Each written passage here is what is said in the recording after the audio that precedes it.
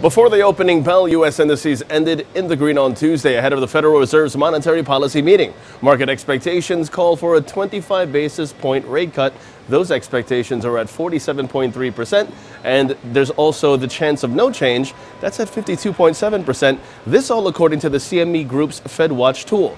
Now, shares, they were lifted by real estate, consumer services, and household and personal products sectors yesterday, while in the energy sector, that was under pressure. On the economic docket, industrial production rising 0.6% month over month in August. This all as 67% of SP500 constituents traded higher yesterday. Now, after the markets closed, Adobe Systems rising on news of third quarter adjusted EPS of $2.05 versus $1.34 a year ago on sales of $2.83 billion. FedEx falling after the company released first quarter adjusted EPS of $3.05 versus $3.46 a year ago on sales of $17.05 billion, in line with expectations. Turning overseas, Asian markets mixed today. The Nikkei down 0.18%, the Hang Seng down 0.13%, China CSI 300 rising about 0.5%, and South Korea's Kospi rising 0.41%.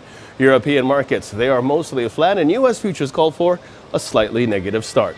Now, in terms of expectations today, General Mills first quarter EPS seen at 77 cents, while on the economic docket before the opening bell, we have MBA mortgage applications, as well as August housing starts and August building permits figures. While in the afternoon, 2 p.m. Eastern Standard Time, we have the Federal Reserve's interest rate decision, followed by the Fed press conference.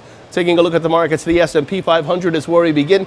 That sees the bias remain bullish, and that's in focus. The relative strength index mixed to bullish, and long positions above 2994 are favored, with targets at 3009 and 3017 in extension. The Nasdaq, that sees the bullish bias above 7875, and the Dow Jones, that sees the bias remain bullish.